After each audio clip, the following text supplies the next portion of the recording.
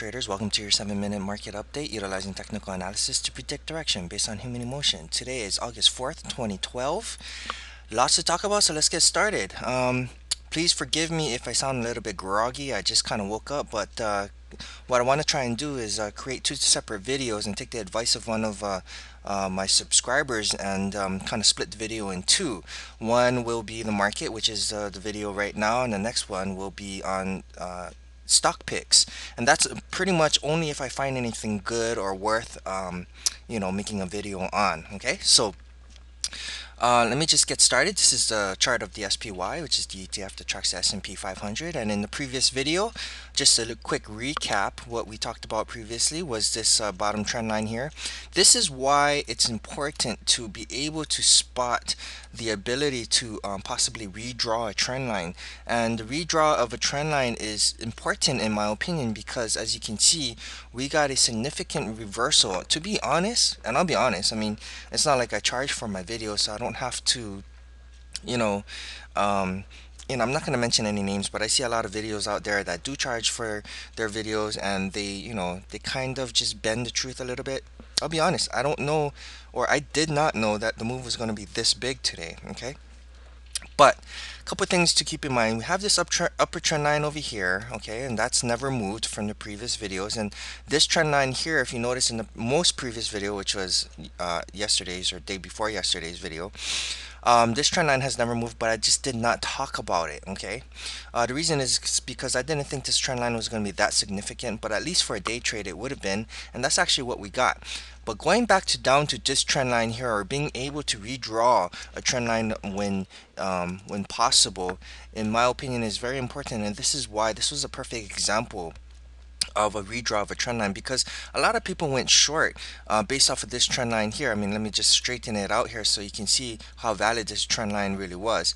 We had this breakdown here, we never confirmed, so we went back into this trend line here, and then what we were doing is creating a tighter and tighter wedge pattern. And when the wedge pattern gets tighter and tighter, it just means that it's ending its life before before the bearish pattern plays out.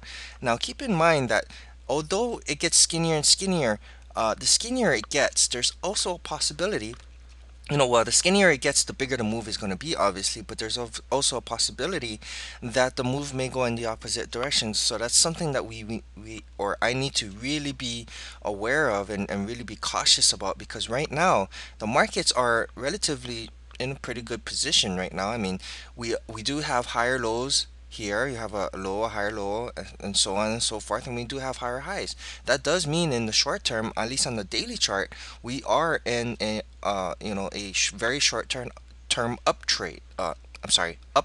Okay, overall I am still in bearish, simply because the trend is still down. If we look at the weekly chart, the trend is still down. And let me switch to the weekly chart, but first, my videos, I always jump around, and I do apologize, my brain is just I don't necessarily go in order all the time. So let me go back to this bottom trend line here. This is why it's important to be able to spot the ability to redraw trend lines. I mean, if you look here, we have this bottom trend line just like this, and we talked about in the most previous video, where we have a pivot here, and then we had a whoops, and then we had a pivot here, and then we had a pivot here, and then a pivot here. These pivots here, or these touches of the trend line, are very, very important, because it's telling us that this trend line is a lot more valid than the trend line previous to this. Okay, in fact, we could actually redraw this just a little bit, because like I said, I do believe that piercing through tails is okay to do, and then that brings this pivot here closer to this trend line.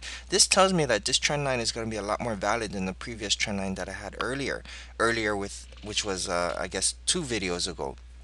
In any case, in the last video we did talk about, and this is another example that I want to show you guys on why I stress so much that volume, for me at least, is so important. I mean, again, this video is not to recommend a buy or a sell or anything like that. I'm not trying to predict the future. I'm just merely trying to figure out what the general population of traders, what their emotional standpoint within the market is today. Is it bullish, or is it bearish? Is it short term? Is it long term? And or if there's any type of market manipulation that's been going on since the markets ever opened. It's just now a lot more apparent, simply because the economy is in bad shape and everybody's taking notice.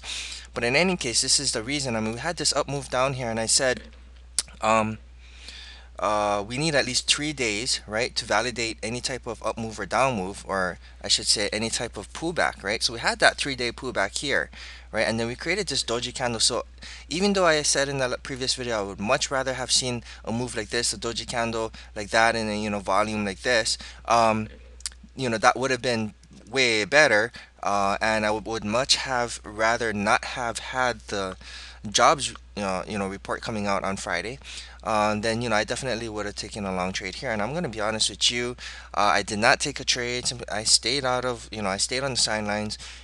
Sometimes you miss trades, but again, I'm a very cautious trader. I mean, like you guys know, when I do make these videos and I do have my my, I wouldn't say predictions, but my thoughts of my, or my guesstimations of what the market's going to do. A lot of 9 out of 10 times it's been pretty good. I mean, thankfully I do have these mathematical calculations that's been working for me. I mean, it's not me that's doing it. It's just a mathematical calculation. It's not anything, any kind of skill I have or anything like that. It's just, I'm just, very thankful that, I've discovered it. In any case, to make a long story short, we created this doji candle after a 3 day down, which is very minimum or the minimum for me in order to see a possible pullback. Okay, so after this down move happened, we created this doji candle, and this is why I stress so much on volume. We had the doji candle created, which indicated a single candle reversal pattern. All right, and we had it on higher volume. Okay, so that's one indication. Just to me, that is volume plus a reversal candle.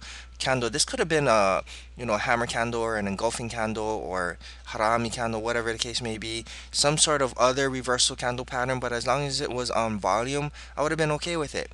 But that's only one factor. I need multiple indicators telling me that there's a possible reversal. Well, another indicator was they saved it and closed it above this 20 moving average, and another indicator was we have support here at this bottom trend line. So that's three indicators telling me that there would be a possible reversal, and I explained this in the previous video. If you're new to watching this video, then you can rewind and look at just the previous video from here, and I pretty much explained everything. I also said that I wasn't entirely sure that we would get the reversal. In fact, me personally, I thought we were going to break down, to be honest. But again, it was really what the charts were telling me, and it's not what I think. Every time I tell you guys what I think, doesn't mean that's what I'm going to guesstimate, because what basically happens or comes down to is when you think of something, you're involving emotion, and if you involve emotion, that's when you make the wrong decisions. You have to trade, or in my opinion, okay, or what I do is I trade what I see and not what I think. Okay, so if the charts are telling me to go long, then I go long, even if I have to go short. So this is one of the problems that I do have, that I am trying to work on, and that's what kept me out of this trade, whether good or bad. I didn't make money, but I also didn't lose money. But at the same time, I involved some emotion versus just listening to the charts. And if I listened purely to the charts, I would have been clearly in the money today. And even though I did expect a bounce today, I did not expect a bounce this big. Okay, so I'm just being honest with you guys. I don't want to lie or sugarcoat or make like I'm the master or anything like that. I just have to be straight up and honest with you guys. I honestly didn't think it would go up this high. I did, however, have the charts did tell me that there would be a probable, or there's a probability that we will get a bounce, and the only caveat was that we're clearly in a downtrend still, and we had the jobs report coming out, and that was only two things telling me that we could reverse and start coming back down. But we had like five things. I mean, just look at the previous video, then that'll explain everything. In any case, moving on, because I don't want to repeat myself or be redundant. We have this upper trend line here that I drew, and I thought that it would be a pretty good day trade at least, and that's actually pretty much what happened. Let's take a look at the 10-minute chart. Alright, if you look at the 10-minute chart, we actually got a pullback on that upper trend line, and again, this trend line has never moved from the previous video. Okay, we gapped up, okay, and then we continued higher. We went right into this area. Okay, this is the upper trend line that we were just looking at on the daily chart, and then it just pulled back from there. But if you take a look at it now, this is short term. Okay, so just keep this in mind when I explain this. This is literally an up move, and this is bullish consolidation. Now this is only a 10-minute chart, so just keep that in mind. It is bullish consolidation, but it's 10 minutes. So remember now, the hourly trumps the 10-minute, the daily trumps the hourly, and the weekly trumps the daily, and so on and so forth. So that basically means, um, this pattern could definitely fail. Okay. Um, but is that what I think? No, I don't think this pattern. To be honest, I don't think this pattern is going to fail. But anything can happen over the weekend. If this was on a Tuesday, then yeah, I would say Wednesday would probably see more upside. Okay. All right, switching back to the daily chart. You know what? I think after this move, I have enough data to do more mathematical calculations. Give me a sec. I'll be right back. All right, sure enough, I did have more calculations, so I'm going to save this drawing set. It's not, okay, so I'm going to make this clear to you. These two levels here, whoops, let me just take this out there. These two new levels here, okay, again, don't pay attention too much about on the purple line. The purple line is experimental. Again, I continue to constantly try to refine this mathematical calculation.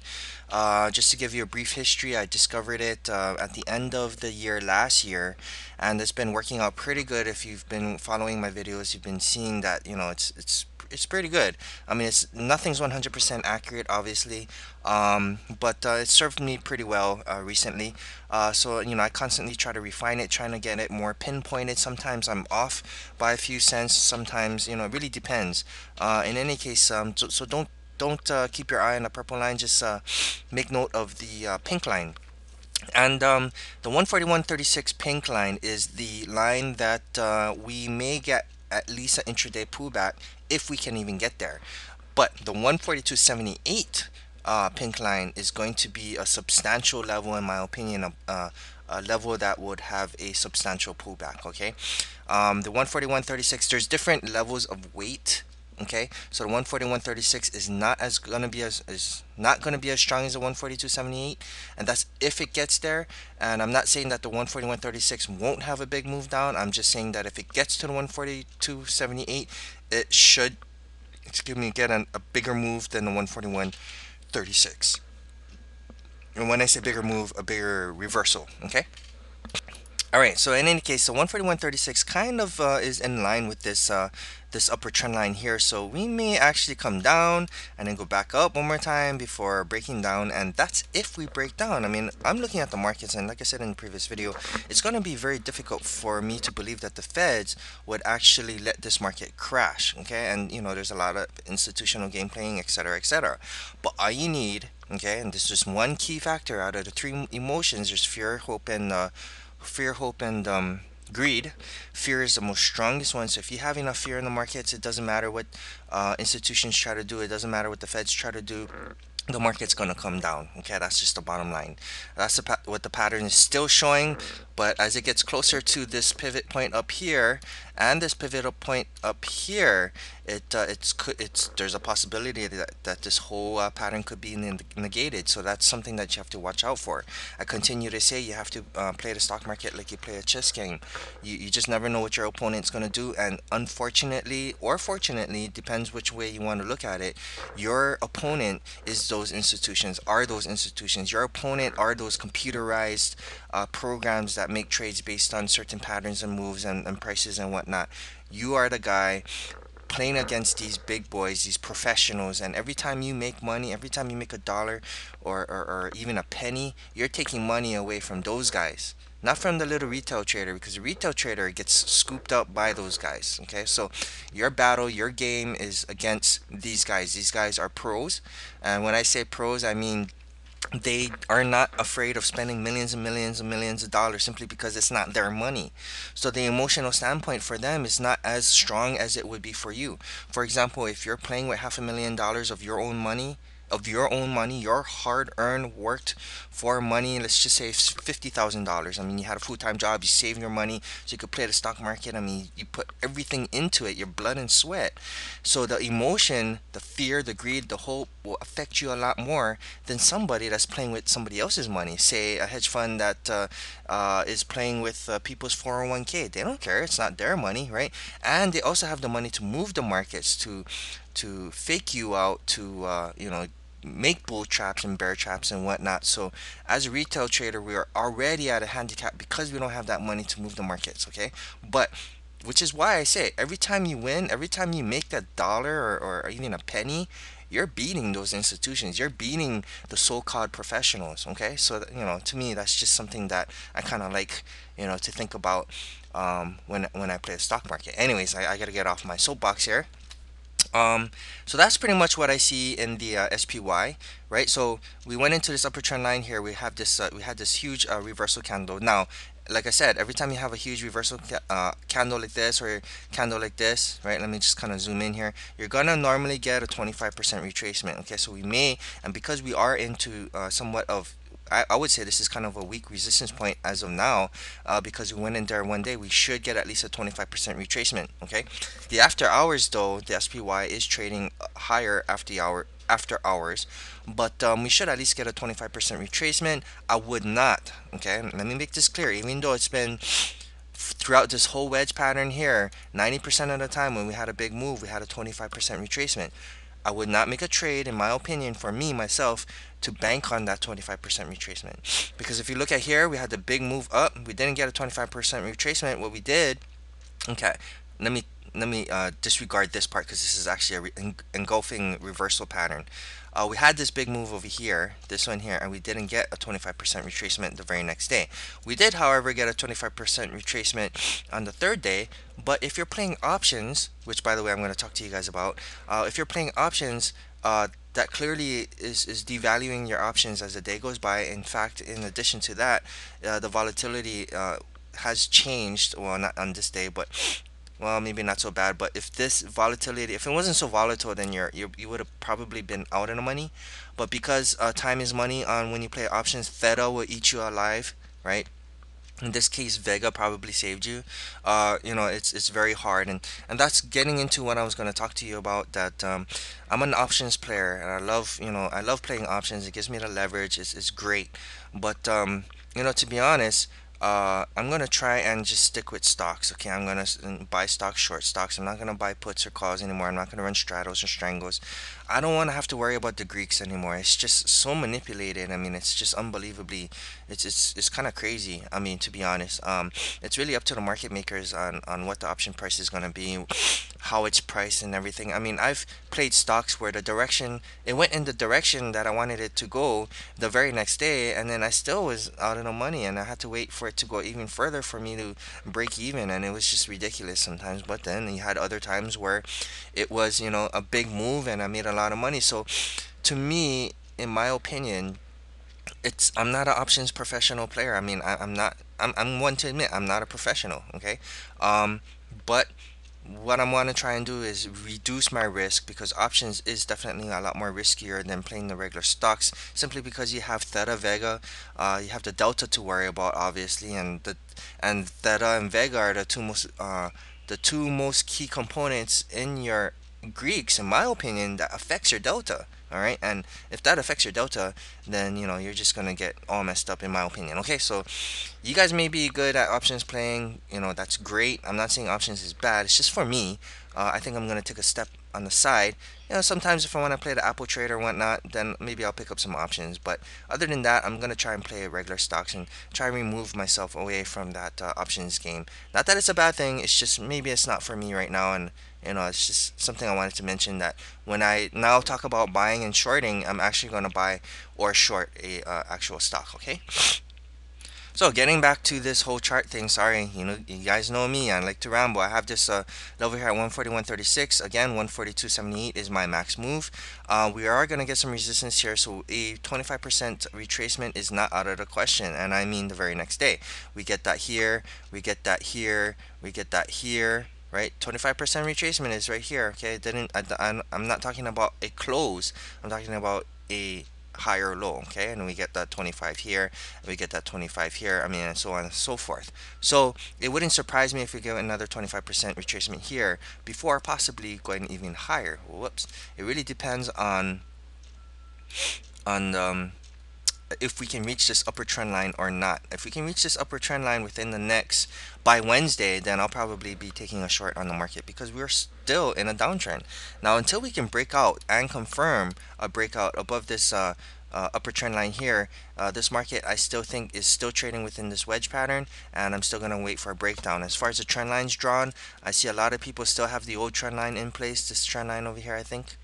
But again, the style of trading I do is if I see a change in the trend line, then and I can draw the trend line. Again, you got to be able to draw the trend line, and it has to be legitimate. Okay, I'm gonna stick to this trend line here, this bottom trend line here, and this top trend line here. I'm not gonna change. So if we can get to the 141.36 level, then I may actually initiate a short, but I'll let you guys know. Okay, so let's quickly look at the UUP. This is more of a vlog already, so I'm just going to make this real quick. Okay, so the UUP, we talked about a possible reversal on this bottom trend line here. I didn't see anything indicating it simply because it created a doji candle, but it wasn't on volume, so I didn't think it would come down. There's a possibility we could go back up simply because we also did not close below this candle here. Now, because this candle here closed below this candle here, does that mean that that confirms the breakdown? No, it does not, simply because we close above this candle here, which negates it. Okay, so which means this means that um, how should I say this? If we did not get a close below this candle, that's fine. We wait for the close below that candle. However, if we close above this candle here, that negates this breakdown, right? So and that resets, okay, that resets the breakdown. So literally, this candle here is the actual breakdown. So we need to close below this candle here in order to validate this breakdown. And then the next support level you're gonna have is this line here. Okay, this is going to be our next support level here, and the reason is we do have a gap fill here, but it's so close to this gap fill already. I mean, we had 1 day down, again 3 days, right? We could get a bounce off of here, don't get me wrong, and this could be, or this could be a good day trade. You know, I'm not saying everything's 100%. I'm just saying my rules are I need at least 3 days down before a possible reversal. So if we come down here, say on Monday, guess what? I'm not taking the trade. I'm gonna wait for it to come down here. But if we kind of, just drift to the side and we get here, then yeah, maybe there's a possibility that I may take a trade to the upside, which is actually shorting the market because it's inverse to the market.